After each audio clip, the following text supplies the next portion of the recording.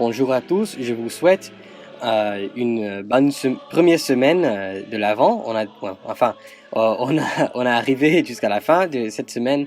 J'espère qu'elle a été plaisante pour tous nos écouteurs, tous mes frères qui nous rejoignent pour la prière ce matin. C'est du coup en fait, comme j'ai dit, le premier samedi, je veux dire la première prière de samedi euh, que nous allons prier pour l'avant. Donc vous allez noter qu'il y a quelques changes dans notre liturgie d'aujourd'hui et ça va continuer pour le reste de la saison jusqu'à la fin de la saison et après l'épiphanie et quoi d'autre, jusqu'à au Noël et après ça va changer et on va entrer bientôt généralement bientôt je veux dire euh, dans la saison du carême, donc ça va changer, mais pour cela, comme j'ai dit, on va changer quelques cantiques. Par exemple, le Teum d'Adamus, nous allons le placer à part pour cette saison et on va lire, c'est-à-dire réciter euh, le, euh, le Benedictus euh, qui est utilisé à la place de Deum Laudamus. Enfin, on va commencer bientôt parce que moi j'ai pas des nouvelles pour vous. J'espère d'écrire quelque chose pour le blog bientôt. J'ai quelques idées pour ajouter. Et enfin aussi une vidéo peut-être dans le mois de décembre. Peut-être on va sortir un nouveau, une nouvelle vidéo. Mais comme je dis, pas grand-chose pour annoncer au présent. On va commencer, on va préparer nos cœurs pour écouter la lecture biblique pour ce jour et aussi ainsi que prière avec un cœur pur de la foi en Jésus-Christ, notre Seigneur. Donc, commençons-nous. Au nom du Père et du Fils et du Saint-Esprit. Amen. Seigneur, ouvre mes lèvres, et ma bouche proclamera tes louanges. Ô Dieu, viens à notre aide. Seigneur, hâte-toi de nous secourir. Gloire soit au Père, gloire au Fils, gloire au Saint-Esprit, comme il était au commencement, aujourd'hui, toujours, et l'éternité en éternité. Amen. Louange à toi, ô Christ. Alléluia. Allons au devant de celui qui vient. Venez, crions de joie pour le Seigneur. Acclamons notre rocher et notre salut. Allons jusqu'à lui en rendant grâce. Par nos hymnes de fête, acclamons-le. Oui, le grand Dieu, c'est le Seigneur, le grand roi au-dessus de tous les dieux. Il tient à sa main les profondeurs de la terre, et les sommets des montagnes sont à lui. À lui la mer, c'est lui qui l'a faite, et les terres, car ses mains les ont pétries. Entrez, inclinez-vous, prosternez-vous, adorons le Seigneur qui nous a fait. Oui, il est notre Dieu, nous sommes le peuple qu'il conduit, le troupeau guidé de sa main. Allons au devant de celui qui vient. La psaume 12. Sauve, Éternel, car les hommes pieux s'en vont. Les fidèles disparaissent parmi les fils de l'homme. On se dit des faussetés les uns aux autres. On a sur les lèvres des choses flatteuses. On parle avec un cœur double. Que l'Éternel extermine toutes les lèvres flatteuses. La langue qui discourt avec arrogance. Ceux qui disent, nous sommes puissants par notre langue. Nous avons nos lèvres avec nous.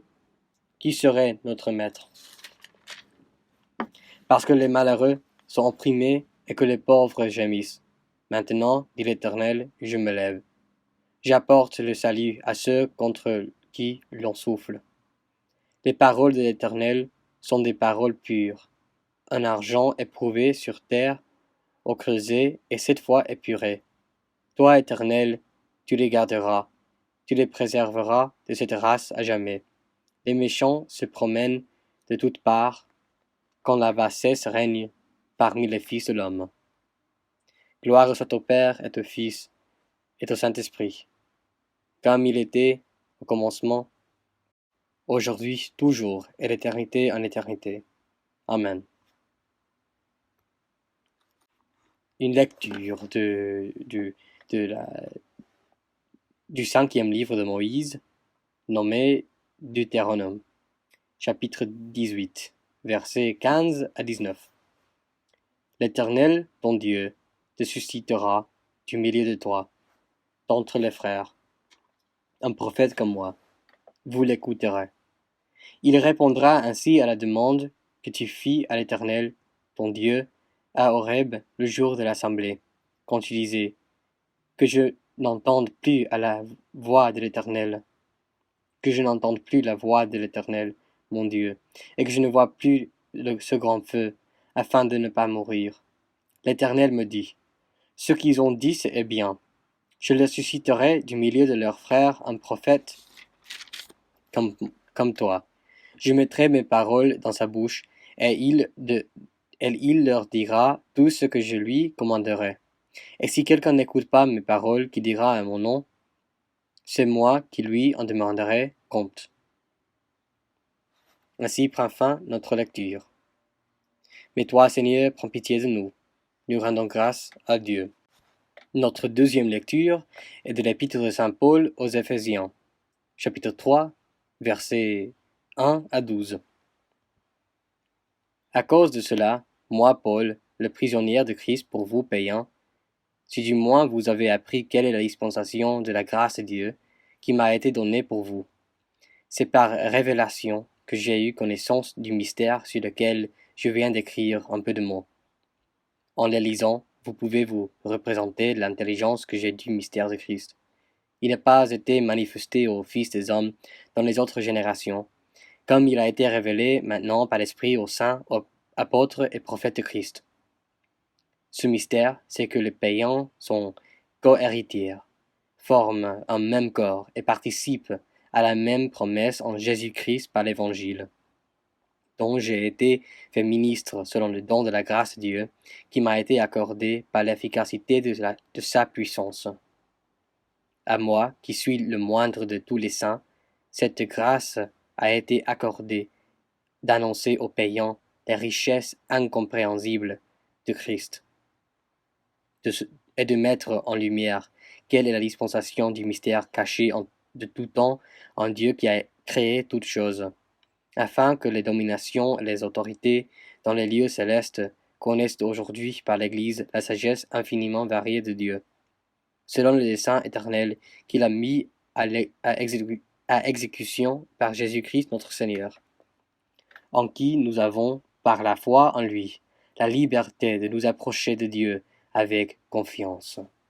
Ainsi prend fin notre lecture. Mais toi, Seigneur, prends pitié de nous. Nous rendons grâce à Dieu. Le Benedictus. Béni soit le Seigneur, le Dieu d'Israël, qui visite et rachète son peuple. Il a fait surgir la force qui nous sauve dans la maison de David, son serviteur, comme il l'avait dit par la bouche des saints, par les prophètes, depuis les temps anciens. Salut qui nous arrache à l'ennemi, à la main de tous nos oppresseurs, amour qu'il montre envers nos pères, mémoire de son alliance sainte, serment juré à notre père Abraham de nous rendre sans crainte, afin que, délivrés de la main des ennemis, nous le servions dans la justice et la sainteté, en sa présence, tout au long de nos jours. Et toi, petit enfant, tu seras appelé prophète du Très-Haut. Tu marcheras devant, à la face du Seigneur, et tu prépareras ses chemins pour donner à son peuple de connaître le salut par la rémission de ses péchés, grâce à la tendresse, à l'amour de notre Dieu, quand nous visite l'astre d'un nom, pour illuminer ceux qui habitent dans les ténèbres et l'ombre de la mort, pour conduire nos pas au chemin de la paix. Gloire soit au Père, et au Fils, et au Saint-Esprit, comme il était au commencement, aujourd'hui et toujours, pour les siècles des siècles. Amen. Seigneur, prends pitié. Christ, prends pitié. Seigneur, prends pitié. Notre Père qui es au ciel, que ton nom soit sanctifié, que ton règne vienne, que ta volonté soit faite sur la terre comme aux cieux. Donne-nous aujourd'hui notre pain de ce jour, et pardonne-nous nos offenses, comme nous pardonnons aussi à ceux qui nous ont offensés. et ne nous laisse pas entrer en tentation, mais délivre-nous du mal. Car c'est à toi qu'appartiennent le règne, la puissance et la gloire, pour les siècles des siècles. Amen. Écoute ma prière, Seigneur. Entends ma voix qui te supplie.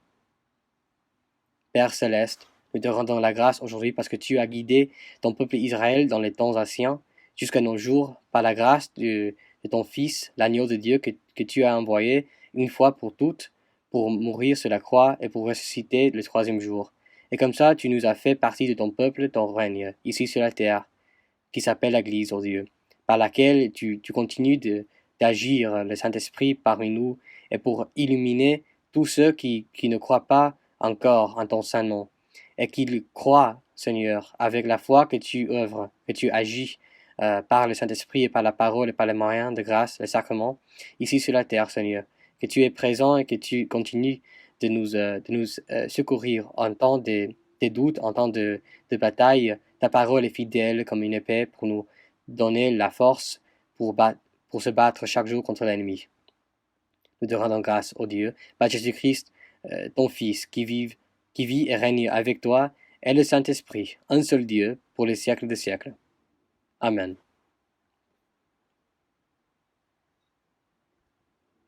Donne à tes fidèles, Dieu Tout-Puissant, d'aller avec courage sur les chemins de la justice, à la rencontre du Seigneur, pour qu'ils soient appelés, lors du jugement, à entrer en possession du royaume des cieux. Par Jésus-Christ notre Seigneur, qui vit et règne avec toi et le Saint-Esprit, un seul Dieu pour les siècles des siècles. Amen. Bénissons le Seigneur. Nous rendons grâce à Dieu. Amen et Amen. J'espère que vous avez été bénis par la parole que nous avons reçue ce matin et par la prière aussi. Comme Saint Paul a dit déjà, priez sans cesse, en tout temps et en tout lieu. Vous qui avez le Saint-Esprit par la foi, vous pouvez prier, vous pouvez vous approcher de Dieu, votre Père, pour lui donner tous vos inquiétudes et tous vos besoins, pour les confier aux mains paternelles de Dieu, qui t'a déjà racheté par le sang précieux de Jésus-Christ. Et dans cette saison d'examination, de pénitence, d'attente pour la grâce du Seigneur, nous rappelons qu'il va venir, Jésus-Christ va venir, comme nous confessons dans le symbole de la foi. Jésus-Christ va revenir à la terre pour nous secourir et pour, on peut dire, disons, réaliser toute la grâce, réaliser la résurrection de la chair, oui, certes, un jour en l'avenir, mais nous participions déjà, par la grâce de Dieu, dans cette réalité qui va se réaliser, manifester au dernier jour. Et comme ça, je vous laisse. J'espère, comme je dis, que vous avez profité de la lecture parce qu'il y a plein de choses dans l'Ancien Testament ainsi que dans les prêtres, ainsi que dans les psaumes que nous avons lus. Donc, vous pouvez étudier ces passages, ces paroles de Dieu, comme le psaume avait dit, que les paroles de Dieu, les paroles de l'Éternel sont pures et ils sont efficaces pour nous racheter, pour nous vivifier dans les temps d'obscurité, de ténèbres. Jésus-Christ, qui est la lumière, est présent pour nous dans la Sainte Parole. L'Esprit est toujours présent pour nous aider, pour nous amener de nouveau à la Sainte Parole, pour nous illuminer les esprits, pour nous remplir avec la foi et l'espérance en promesse de Dieu notre Père. Donc, enfin, comme ça, je vais vous laisser. Je souhaite, comme toujours, et je prie que Dieu vous garde et que Dieu vous continue d'agir parmi vous par la Sainte Parole et de vous